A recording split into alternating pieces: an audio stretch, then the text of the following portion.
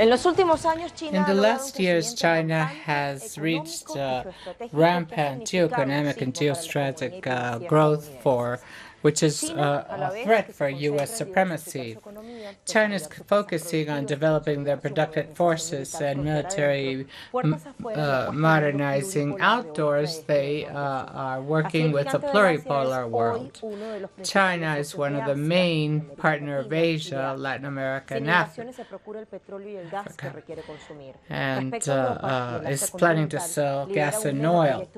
It leads a mega project of exchange and a sound route of silk that is deemed the main world's infrastructure because it has railroads, ports, gas ducts, electrical stations, and roads. It will include more than 60 countries and 75% of known energy reserves. With the inauguration of an engineering work, it has reached Macau and Hong Kong respectively. It is the Hong Kong-Shanghai-Macau bridge.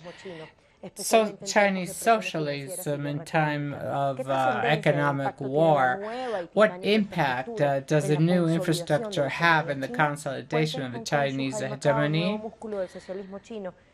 This is a new muscle of Chinese socialism in our move today.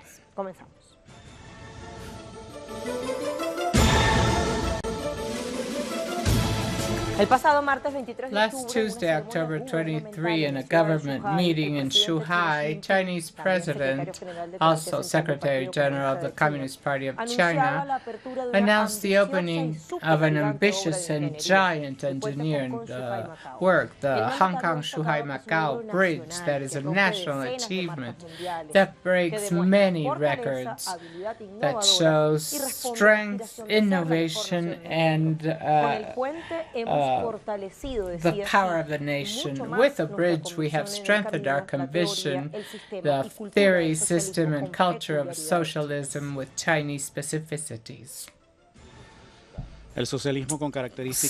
Chinese socialism has started a new era.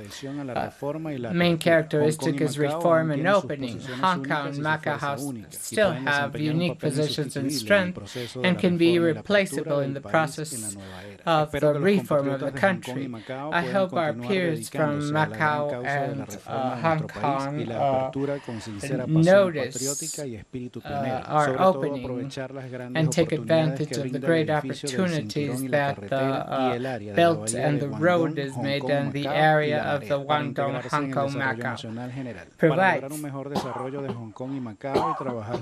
to develop Hong Kong and Macau and open a new chapter in Chinese new young.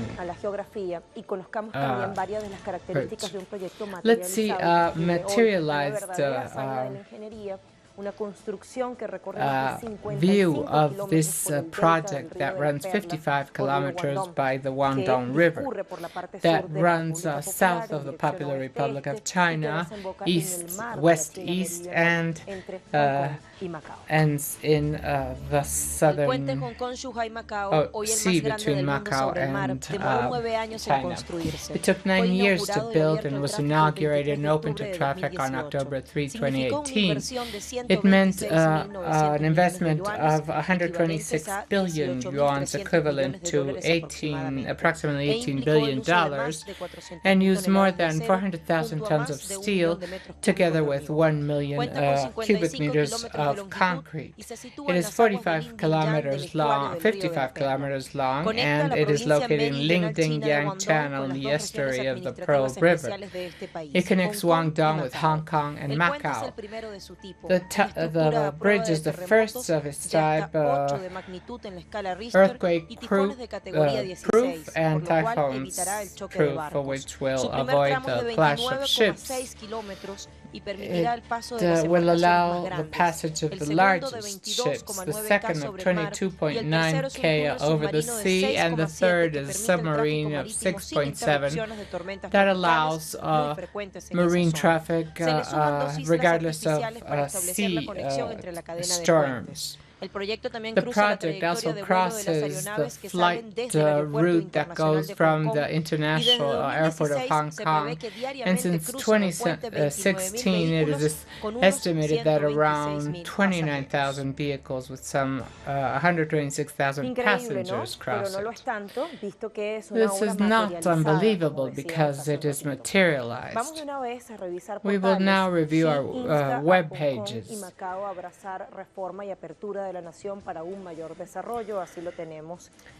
We have in this Spanish version of the Chinese agency. She urges Hong Kong and Macau to embrace the reform and opening of the nation for a better development. He expects they can contribute to the country in a more proactive way. They take advantage in attracting capitals, technologies, and human skills, that they participate in the national economic development with high quality, and the new high-level opening round. The president said that Hong Kong and Macau must integrate in the general development proactively while it perfects its skills to promote a new promotion of economic growth. It asks both special administrative regions they promote more international exchanges between peoples, disseminate the excellent Chinese culture, and tell Chinese stories, as well as stories related to the successful implementation of this ruling principle. One country, two systems. And finally, he expressed his hope that both compatriots could work in the continent. I will now go to El Telégrafo Ecuador, that says that this bridge, which we are referring to, is a component of the large Chinese Bay, which goal is to become a monetary development pole and technological innovation. The competition of its peers in San Francisco, New York, and Tokyo. Shu Qingqiao, vice mayor of Shuhai, pointed out that in the zone where 600 million people live, 13% of the national economy is moved. In total, the project includes 11 cities, and the experts are sure that tourism will be activated and will be easily passed from the pharaonic casinos in Macau to the landscape and shopping in Hong Kong, Shuhai, and other cities. Even if in these three cities they have 3 different passports and they even talk different languages, Cantonese, Mandarin, and even Portuguese. What role does Hong Kong play with Shukong Macau in the Chinese strategy of approach to Asia? Is this bridge a true muscle of the Chinese socialist market? Is it a demonstration of technological superiority? We will leave these questions on the geostrategic board to make them to our guests after this pause.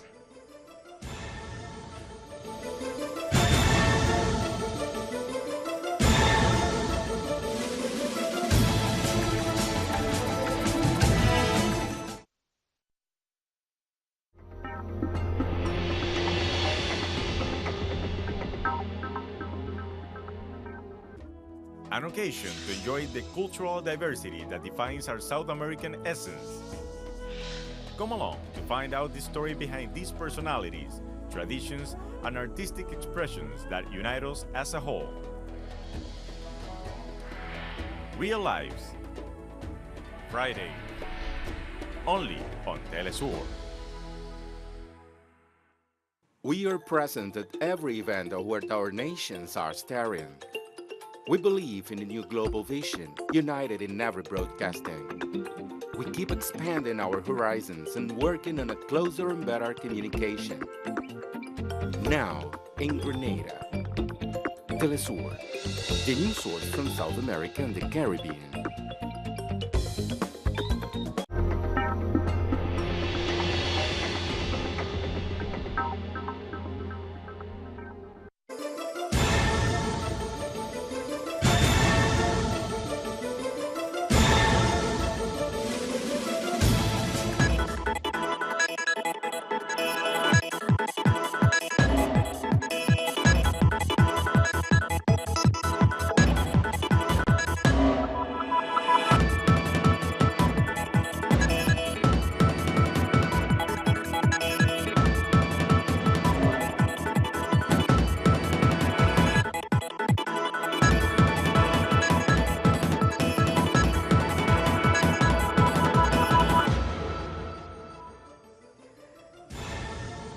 Hong Kong-Shanghai-Macau Bridge, Chinese socialism, a muscle of the development strategy of indoor productive forces and outdoor.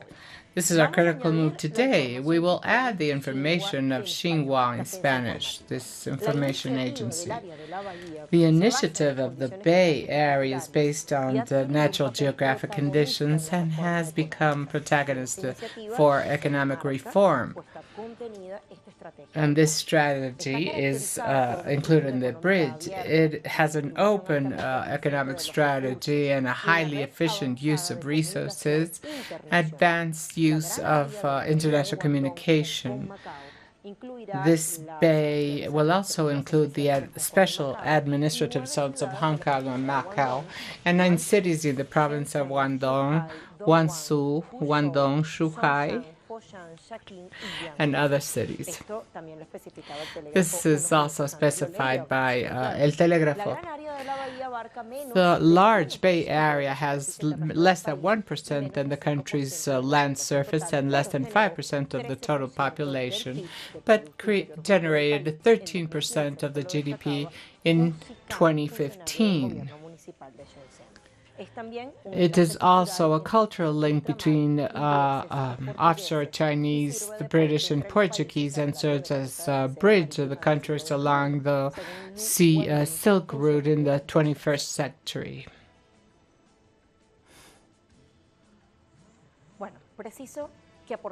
We must now provide historic data of the transfer of sovereignty of Hong Kong and Macau. Today, special administrative regions of the Popular Republic of China that have their specificities. June 30th, 1997, China recovered Hong Kong that was annexed and occupied by Great Britain after the Opium War in 1842. The return occurred in the Convention Center in Wan Chai, north of Hong Kong, and the President of the Prince of Wales, First Minister Tony Blair, and the President Chinese Jiang Zemin. Its recovery was a priority Chinese agenda item. Edward Head visited as special envoyé Margaret Thatcher in 1997. This meeting started the negotiations between the parties, and after the Chinese Congress amended the Constitution to include a clause authorizing the creation of special administrative zones whenever necessary.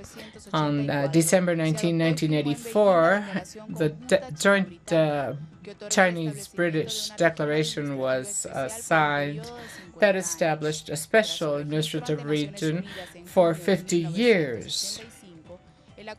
The joint declaration between China and the UK in 1984 reconfigured the geopolitical distribution of the south of China. On December 20, 1999, the sovereignty of Macau was transferred. But until then, it was in the hands of Portugal as the result of the Chinese-Portugal Agreement in 1887.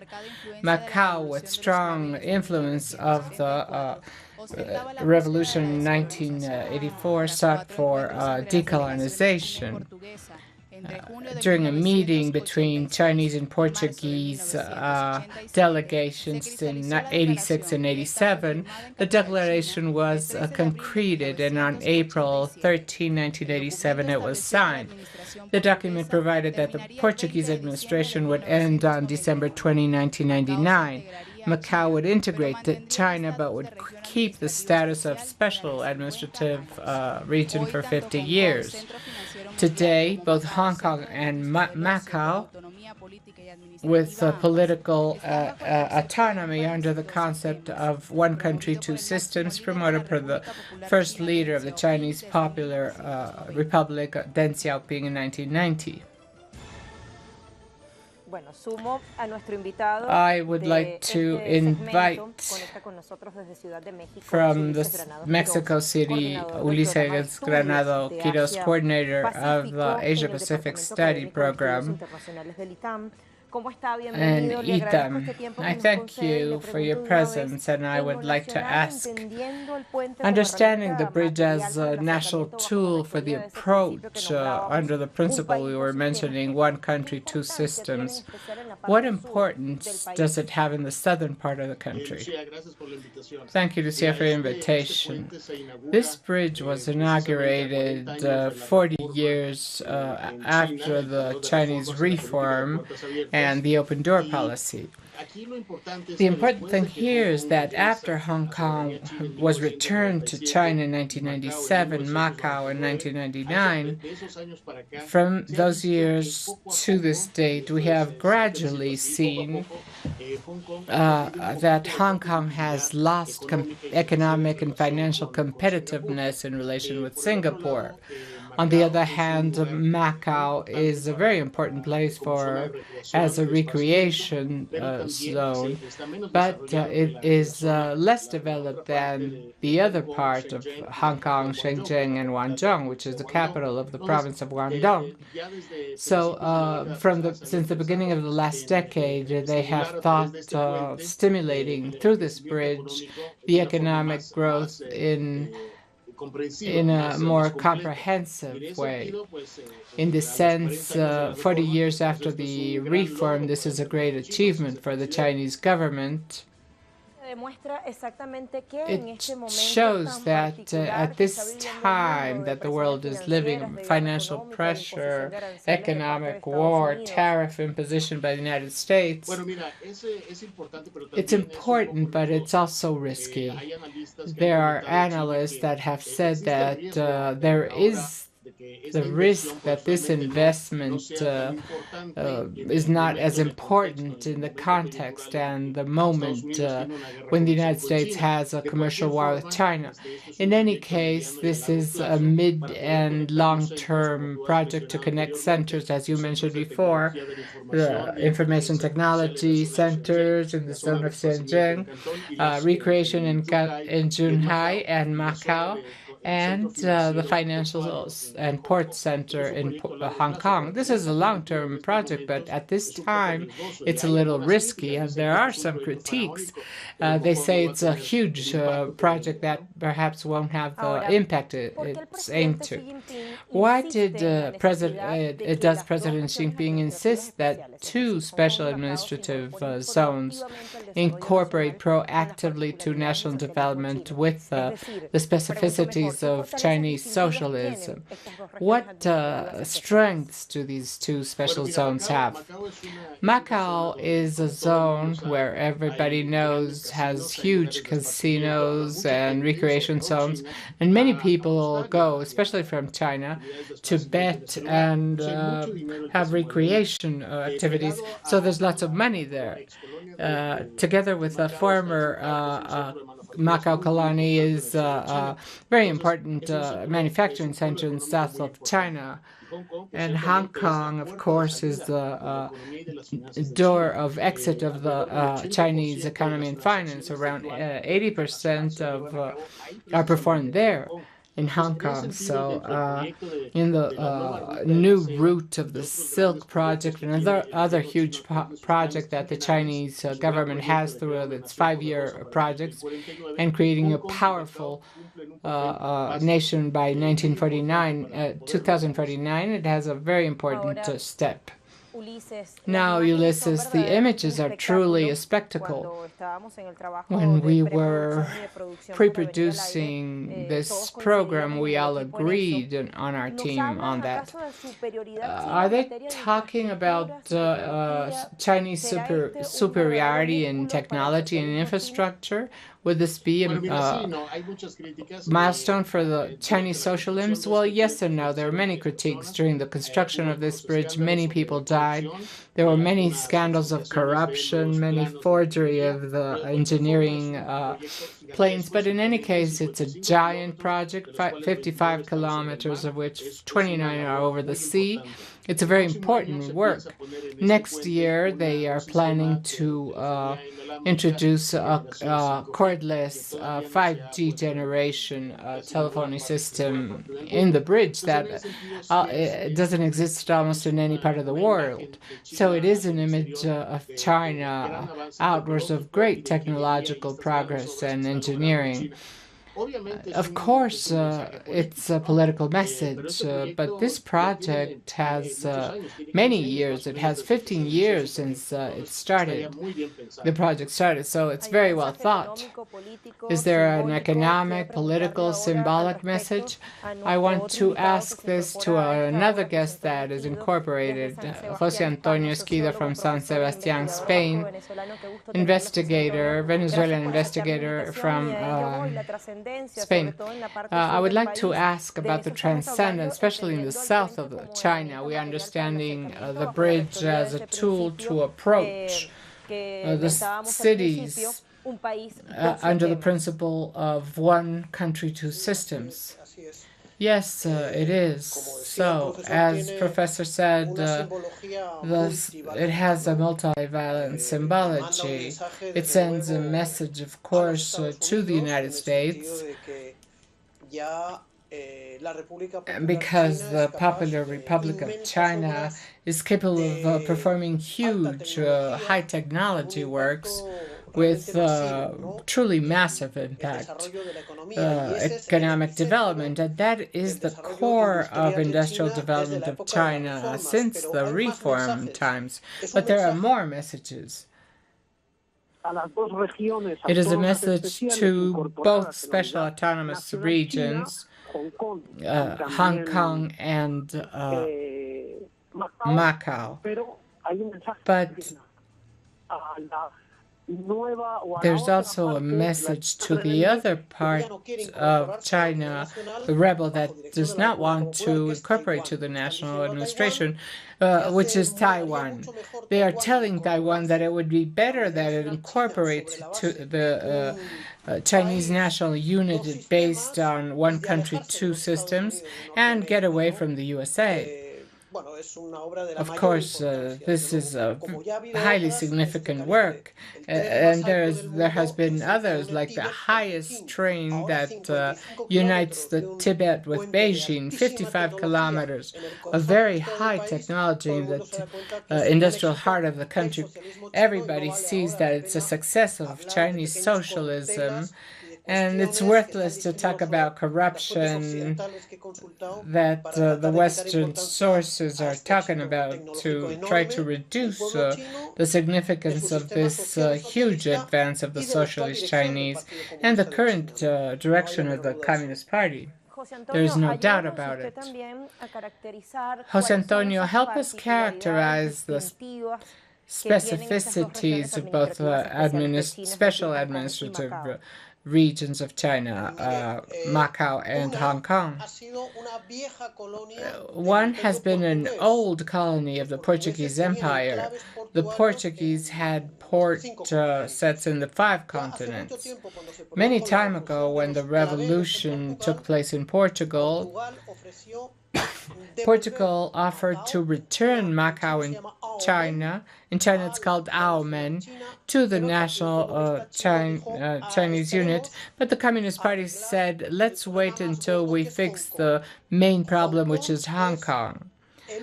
Hong Kong is the last remainder of the British Empire that, after 2 bloody wars against China in the 19th century, imposed a series of colonies that weakened significantly its economy. And only Hong Kong remained that in time became an empire of world capitalism, stock market, and financial center. Under the direction of Deng Xiaoping, they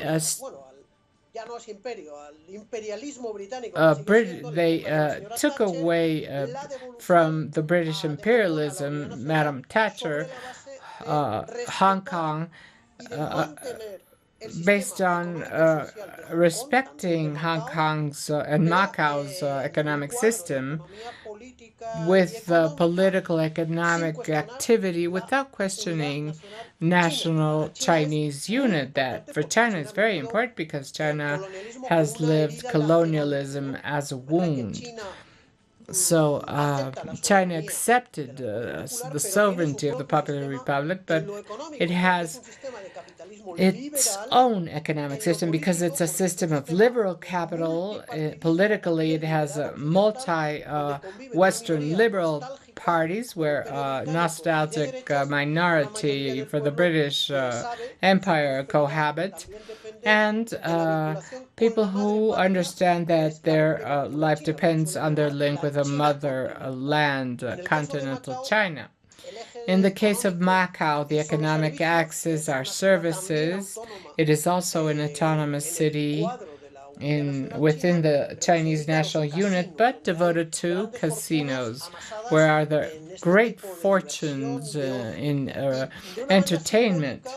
In a symbolic matter, the huge 55-kilometer bridge links the motherland and the Popular Republic to Hong Kong, former bleeding wound of China, and Macau, also an older wound, a remainder of the British, Portuguese colonial empire that also built Brazil. So it also has a symbology of linking and keeping that national unit, but respecting the Deng Xiaoping's great invention that was one country, China, and two systems. Market socialism, Chinese socialism that conducts this huge work and makes humanity proud, and capitalism that remains in Hong Kong and Macau and is still in Taiwan, which is the rebel, separatist, and right-wing island still attached to the United States that refuses a national solution accepted by Hong Kong and Macau. You were saying that this has multi-value symbology that sends a clear message to the United States. That is, we in China can make works with massive impact. And I want to ask if we could think that the United States will just stay without doing anything. And what is Donald Trump's strategy with the Popular Republic of China that sometimes doesn't seem so clear? Of course, Trump promised things in his electoral campaign that he has not fulfilled. For example, good relations with Russia, and it's very difficult to reach good relations with Russia. And that huge disorder, which is the current U.S. administration, but from the beginning, Mr. Trump and his Republican Party saw that popular China is a huge challenge to economic hegemony, economic, commercial, and technological hegemony that they still aspire to enjoy. The inauguration of this huge technological work, this huge bridge, arrives at an interesting moment for China because it is the response of the market socialism to the economic war that Trump has launched. The challenges of the U.S. fleet threatening with war in the southern seas of China and questioning China's sovereignty, and trying to create disturbances between China and its neighbors of the south, imposing high tariffs to U.S. imports of Chinese products. So we're in a context of commercial war, of strong political pressure from Trump to China. China is considered the strategic enemy of the United States, even above Russia and Iran. And China's response is telling them we are no longer a semi-colonial and semi-feudal country. We are no longer a weak country as we were in the 19th century, when you attacked us in 1900, but we are a power that aspires to become the center of the world's economic development, displacing the United States.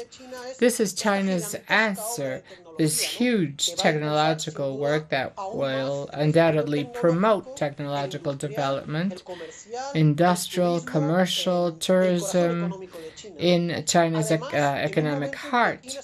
Besides, additionally, in the moment when China is proposing a Silk Route that includes links not only China and its neighbors, but the 5 continents. And this is what the Cuban president discussed with the Chinese president, because Cuba and Venezuela have been incorporated to this huge world project of the new Silk Route. But the heart of the Silk Route will probably be the Pearl Bay, where this huge bridge of 55 kilometers, 2 artificial islands, and that surprises the entire world. Thank you, José Antonio. I don't want to say goodbye to you both, but just make a pause and continue analyze critical move. Hong Kong-Shanghai-Macau Bridge. A muscle of Chinese socialism. This is our move today. We'll be back.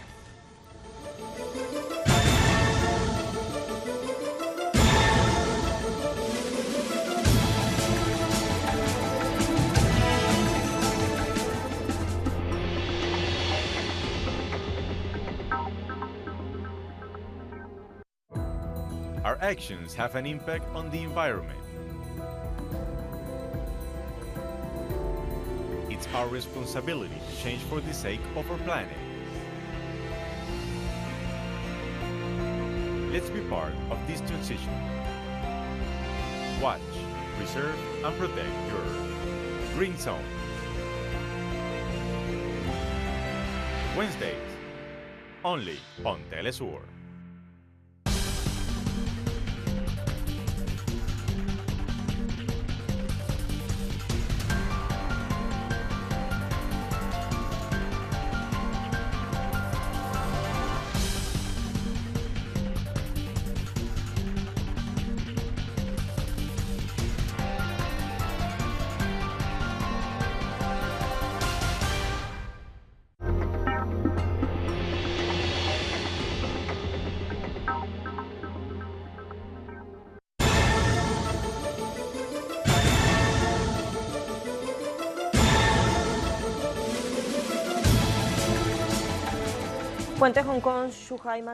Shanghai-Macau Bridge in China.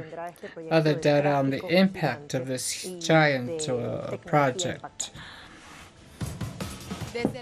Since the inauguration of the bridge, customs, Shanghai and Hong Kong and Macau authorities will have complete customs dispatch procedures. Until now, it dealt with, it took around 5 hours. With a new route in this area, Macau has become a productive center that can be reached in only 1 hour, connecting the financial services of Hong Kong and manufacturing of Guangdong and Macau casinos.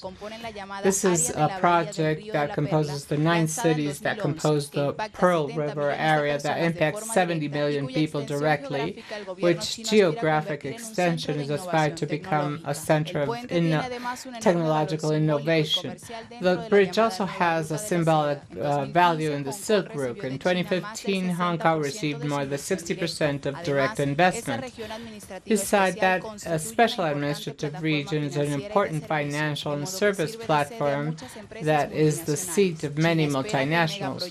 China expects the mega project to contribute more than $1 billion in benefits. I remind you who are with us to analyze Ulises Granado Quiroz, coordinator of the Asia Pacific study of ITAM, And from San Sebastián, José Antonio Ejido, sociologist. Ulises, I want to discuss with you something that Professor José Antonio already taught. This titanic work comes in moments when China is promoting the great Silk Route, a project that is highly ambitious. I would like to know your opinions about this. I think that this project that was visualized in 2013 and that since 2015 already has a more specific direction is very important because it's the great project of President Xi Jinping to link China with Europe, basically through investment corridors. And this is thought to spill wealth in countries of the southeast of Asia, in the Indian Ocean coast, and of course in the Mediterranean and Europe. Recently, they've been talking about the interest of incorporating Latin America. There's a more serious idea in this regard. And the new Silk Route has one of the most important outlets, which is Hong Kong, Zhonghai, and Macau. It is the beginning in that zone of the sea maritime silk of the 21st century, because this new route has its land part in Central Asia and its maritime part in the southern Chinese Sea.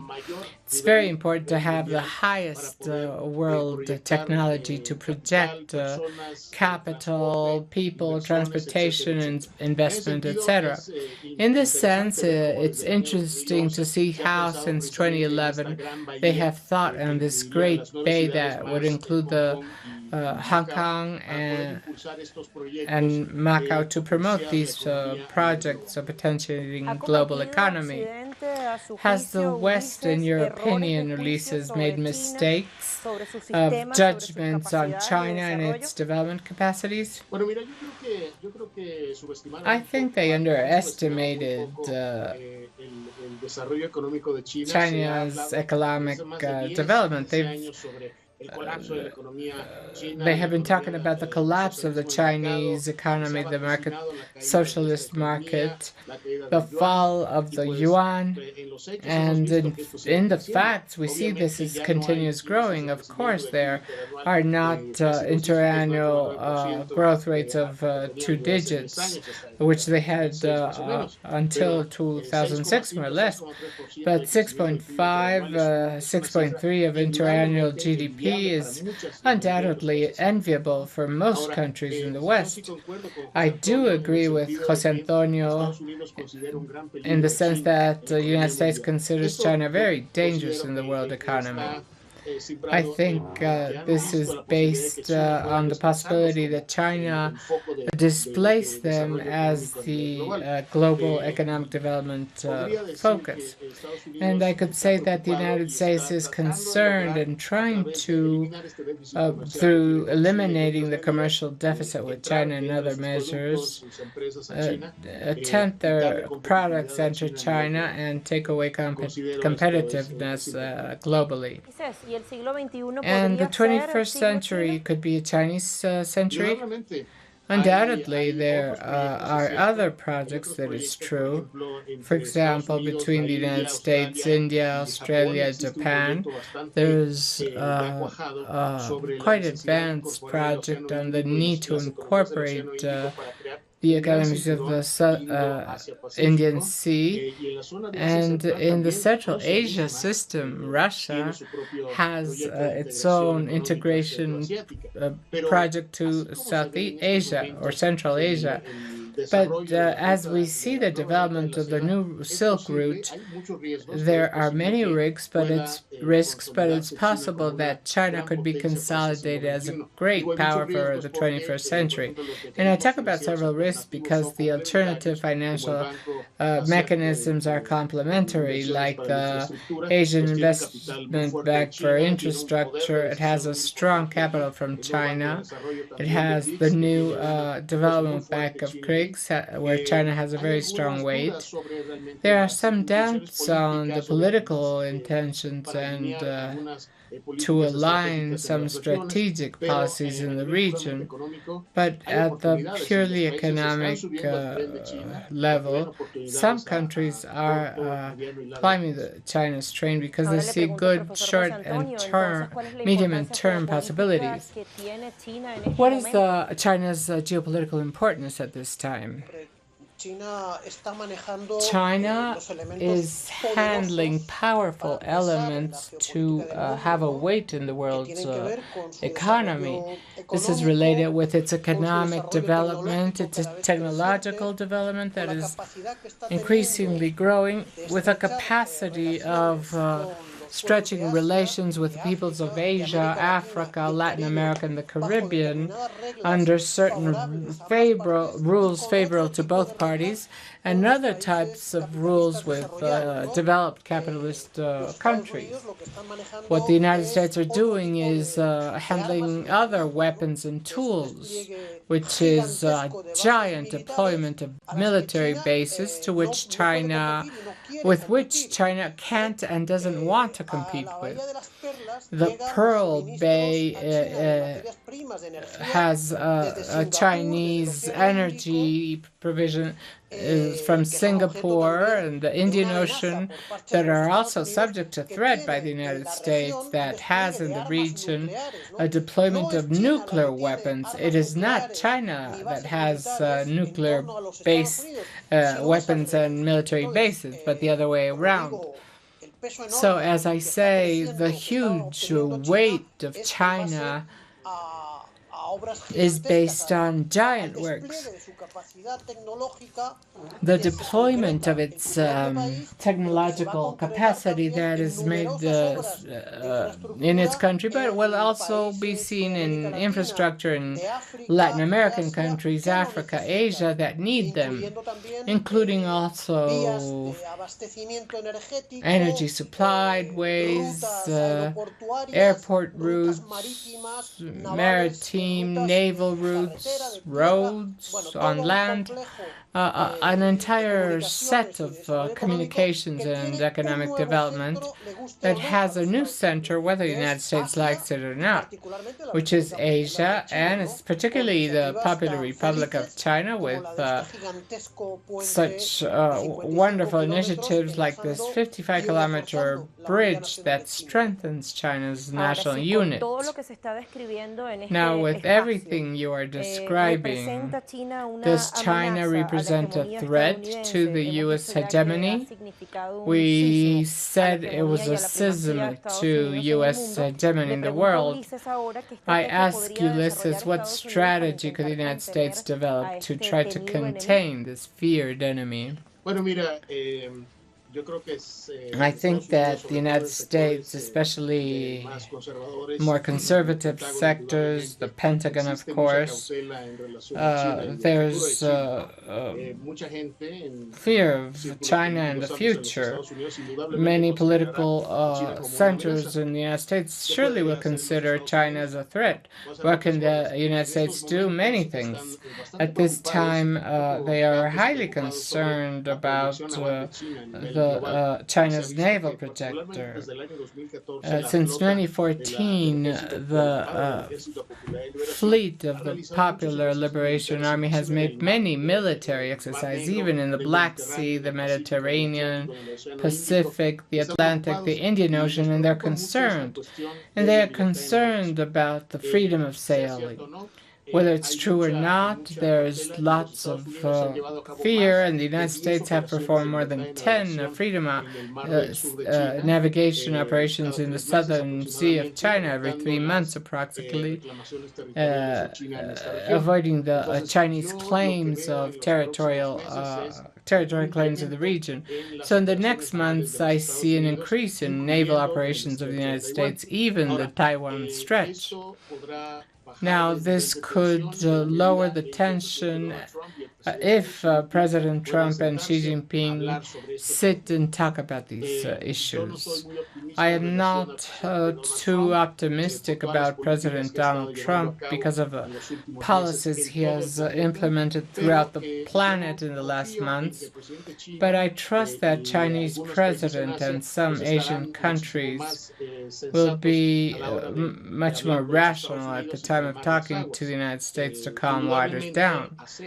Undoubtedly, the ASEAN South Asia Association plays a very important role. The Eastern Asian Summit just took place, and there was a message of the member countries that say that these countries must know their significance versus the strategic war between China and the United States. How are they optimistic?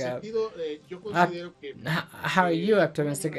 Because I believe that a commercial war, as it is performed at this time by the United States to China, and the Chinese reactions are impairing the world economy.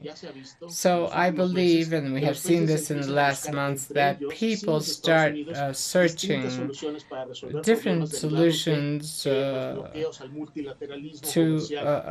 for commercial blockade. Europe and even Japan, First Minister already met with the Chinese president and signed agreements. There is lots of critique against the U.S. government, so I think that the same countries will start seeking solutions among them to start the serious commercial situation. I want to ask Professor José Antonio, in the end of the road, they will have to understand this millenary civilization and accept their proposal of relation with the world. I think that the United States are guided by the philosopher of pragmatism that had an influence in the origins of early 20th century. John Dewey, this pragmatic philosopher, has inspired the orientation of the U.S. that is pragmatic. In their declination, it is true that in the United States, the industrial military lobbying imposes a noticeable chaos that compels China not to expect anything with regard to what is happening in the United States and take economic, commercial, financial measures and also security measures. China sees that the West will not destabilize through a terrorist army that has been prepared 8 years in the terrible war scenario of Syria. That was probably a resource to destabilize Chinese borders. Now, in the in the eastern side of China and Taiwan, we must see an approach with Russia. Russia and China have performed great military maneuvers that send a clear message to the United States. It's better that for you to understand us, it's better that you understand that we are an Asian civilization of 4,000 years. Our economic system is better than yours. But if you don't understand, we have the military capacity to assure our survival. Because as President Mao Zedong said, China is on foot and is not willing to be on its knees again. and there's an important alliance with Russia.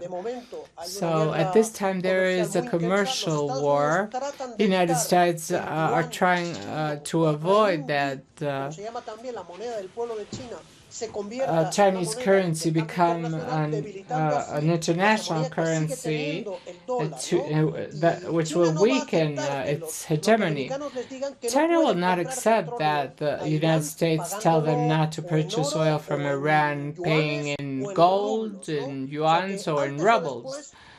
So both the Occidental world as its core must accept that in the 21st and 22nd century, the new economic axis is socialism with Chinese characteristics, whether they like it or not. I would like to thank our two guests for the time you have devoted to Telesur. Allí los teníamos, desde Ciudad de México y desde San Sebastián, España, a José Antonio Ejido. Here are two guests from Mexico City and San Sebastián, Spain. We are now going to conclusions. Is China have a powerful country that surpasses the United States? French Emperor Napoleon said that when China wakes up, we will fear it. This happened. More recently, the former German minister reminded that the West should not reproach China on their approach, but should respect this millenary civilization and its recent reforms and openings and development policy, and stop making mistakes on that. So it's a multivalent symbology, this newly inaugurated bridge. We end our critical move Telesur here.